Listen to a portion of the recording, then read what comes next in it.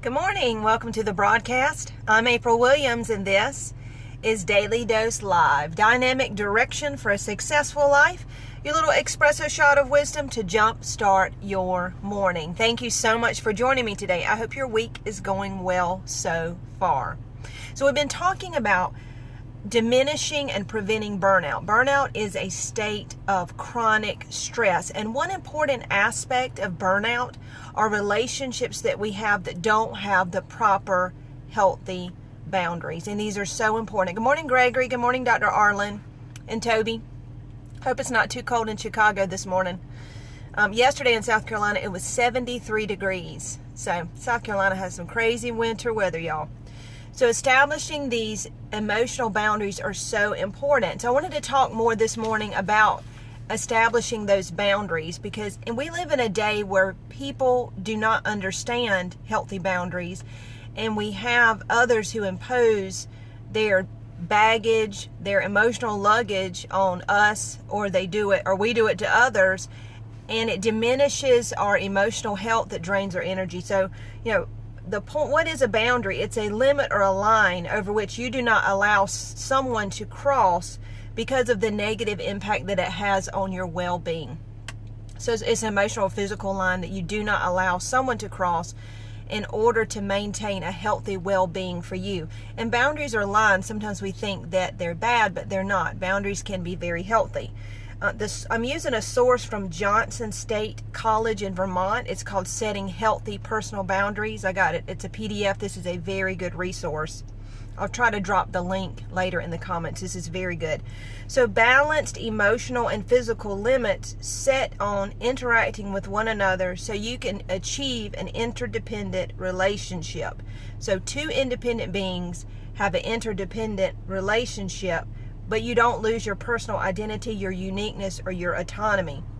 And I think where we cross the line a lot, where we cross the line in relationships is when someone, whether you do it or someone else does it to you, but we impose on someone the emotional responsibility to keep us happy. Either you do it to someone else or they do it to you. When you impose upon someone the responsibility to uphold your emotions or keep you happy. The Bible says, guard your heart with all diligence. It's your responsibility to guard your heart because out of it flow the issues of life. You are the gatekeeper of your emotions. You are the gatekeeper of your happiness, and happiness is a choice and it's a skill. So you're responsible for your own emotions, not someone else. So when you begin to impose on someone else the responsibility of your emotions, that's where you begin to cross healthy boundaries and you begin to drain someone. You cannot keep someone else happy, and someone else cannot keep you happy. It is not someone else's responsibility to maintain your personal happiness. That is your responsibility. So when you begin to not have those proper boundaries, it imposes on someone else, and that's exhausting. Trying to keep somebody else happy. That's why somebody says, I'm in a relationship because he keeps me so happy. I'm in a relationship because she makes me so happy.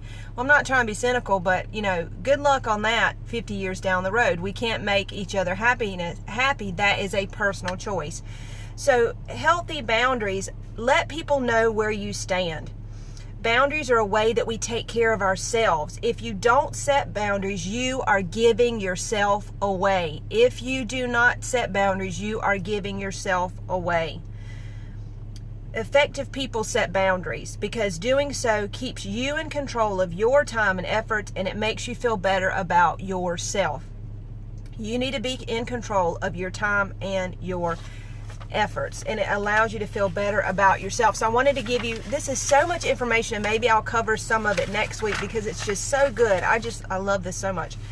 So let me just give you some examples of situational examples of setting healthy boundaries. I thought this was so good. So in a moment of anger, you set a boundary by saying, you may not continue to yell at me. If you do, I will leave this room and end this meeting. So you're setting a boundary. You're setting the standard of how you wish to be treated. Number 2, buy time. I have a policy of not making snap decisions. I need time to think and reflect on what I want to do. If you need an immediate answer, it's going to be no. Have you ever had someone try to pressure you into an immediate answer? will buy your time. Set a boundary. I don't like that. I've made some bad decisions by having to hurry into that decision. So you set a boundary. I have a policy of not making snap decisions. Number 3, when you're facing criticism, it's not okay with me for you to make comments about, it could be about weight, it could be about appearance, it could be about your intelligence, whatever. It is not okay with me for you to make comments about, please stop. If you don't, I won't be able to continue this conversation. So you're setting healthy boundaries. And that is so much better than reacting or getting angry or getting on that person's level. Adding extra commitments. This is setting a proper boundary. This is an example. And I love these because these are so practical. Although this is an important issue to me, I must decline your request for help at this time. Or, I need to honor my family's needs. Sometimes I just say, let me check my schedule, or I'll just be honest, that does not fit in my schedule right now. So that's declining extra commitments. You are preserving yourself. You are looking after your own personal health. Money. I won't be lending you money anymore. I care about you, and you need to start taking responsibility for yourself. Do you know how many people I know that do not have the money they need because they're giving away to family members? That is not proper boundaries. So that is a great example. I won't be lending you any more money. I care about you, and you need to start taking responsibility for yourself. Anytime that someone imposes, if you cared about me, you would.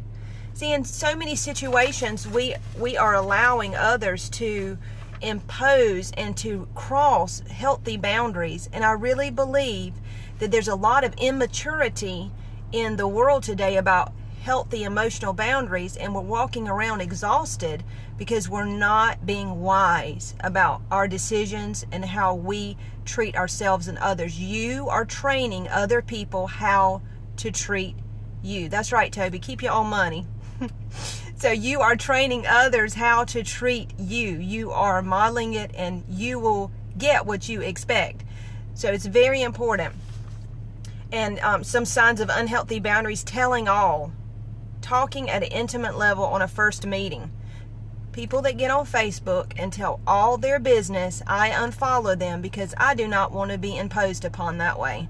I can do nothing about your problems. I can do nothing to solve them. I will unfollow that person because that shows me immaturity emotionally, that you would show all of your business on social media and impose upon others.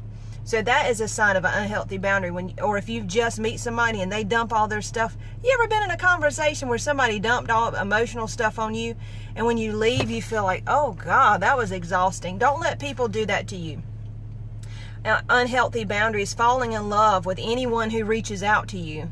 Don't allow loneliness to cause you to have unhealthy boundaries.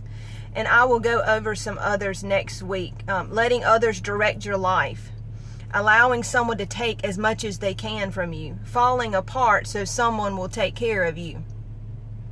That's unhealthy. Falling apart so somebody will take care of you. Food abuse. Allowing someone to continue to take money and things from you. Taking as much as you can get for the sake of getting. These are all unhealthy boundaries that either we impose on others or they impose on us. We need to be healthy emotionally. We need to have wisdom. So boundaries allow you to live a healthy emotional, mental, and spiritual life, and they are so important. And that is your daily dose today. I'm going to try to drop this PDF link in today sometime in the comments. This is so good. I am learning so much from this, and I wanted to share it with you. I want you to not be drained emotionally. I want you to have proper boundaries in your life so that you can prosper, so that you can have the energy to do the things that God is calling you to do. And that is your daily dose. Hey, like and share today with 5 people that you know that need to hear this message. Also, I'm on LinkedIn, Instagram, YouTube, and Twitter. And email me at mydailydoselive@gmail.com, mydailydoselive@gmail.com. I would love to hear from you. Hey, and go to Amazon and get this book. You need this book. This will give you wisdom every day to help you succeed.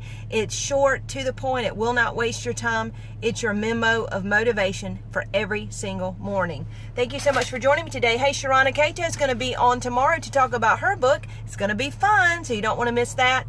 Hey, I appreciate each and every one of you. I hope you have a great day, and think about today about boundaries that you need to set in your life. If there is a relationship, if there is something that's draining you, I'm not suggesting that, hey, if it's a very personal relationship, that you just dump that person, but I am saying set proper boundaries, and that will help you to maintain emotional health. I'm April Williams, and that is Daily Dose.